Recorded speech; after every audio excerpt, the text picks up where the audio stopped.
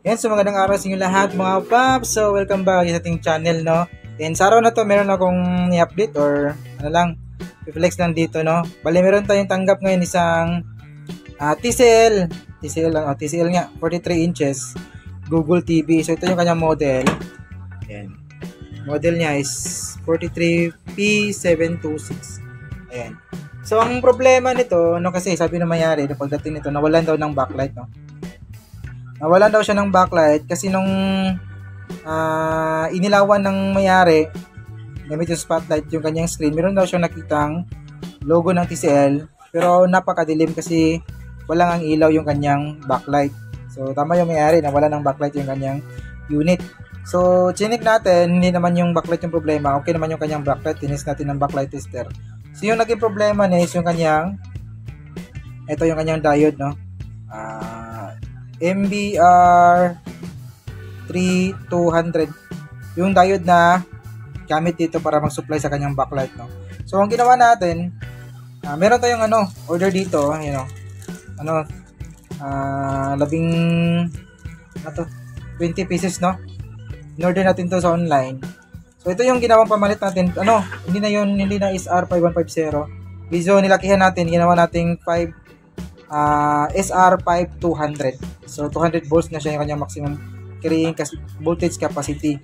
So sa mga customer mag-order nito, ilalagay po natin yung link sa may description sa comment section natin, no. Para diretso na kayo sa may product para hindi na kayo mahirapan. So ngayon, ginawa natin, ito na siya. Ito yung ginawa natin, no. Ayun, nagparallel po tayo ng dalawang SR5200 na diode, Schottky diode yan. So nagparallel tayo kasi meron ako na experience nito na pinalitan natin ng isang diode, nasira agad, ng mga 2 araw nasira. So alam niyo naman kapag order natin sa online, merong mga factory defect yan. So yung ginawa natin is nagparallel po tayo ng dalawang SR5200 na diode para mas titibay yung ating diode, mas tataas yung kanyang amperes. So amperahe tawag diyan. So kasi yung dating gawa natin nasira siya, pinalitan natin. So kaya naka-idea tayo na dapat kailangan nating iparallel yung dalawang diode para matibay siya. So chinek natin yung mga filter capacitor dito, wala namang lagi problema, walang bloated, pero tinis po natin yan ng ESR tester. So okay po yan lahat, normal yan lahat. So pinandar din natin to kahapon kasi kahapon pa ito natapos. Pinandar natin ng mga 3 oras bago natin ginawa tong video na to. Tapos kinakapa natin yung diode dito. Yung init niya normal, katamtaman lang yung kanyang init. Kasi nung dati, isang diode lang yung pinalit natin. Nung pagkapa ko, medyo may talaga siya, medyo pag matagal na nakadikit yung kamay mo dito, mapapasok ka. So ngayon dalawa na siya, tamang-tama lang, katamtaman lang yung kanyang init, no? So ito na po yung sa mga gusto order na, ulitin ko, nasa comment section saka description yung link para diretso na kayo. So papaandarin lang natin tong unit natin. Google TV na pala tong unit na to, no. So naka-standby na ba to? Ito na kanyang power. Ayan, pigutin natin. Tingnan natin yun, ilaw na yung backlight niya.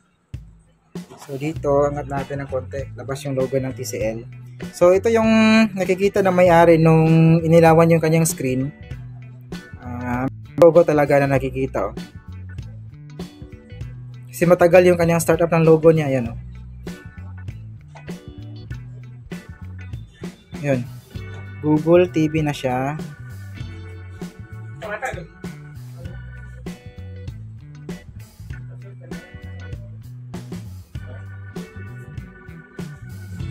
Ayun.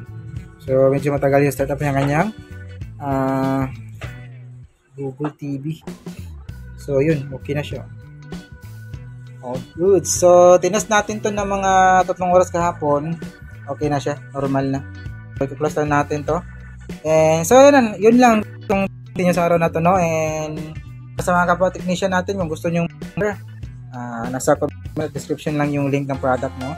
So ngalito yung video natin mga paps. Maraming salamat sa mga natugang nanonood, no? Make good videos always. This is your service, Ryan Crositech. See you in our next video. Bye bye.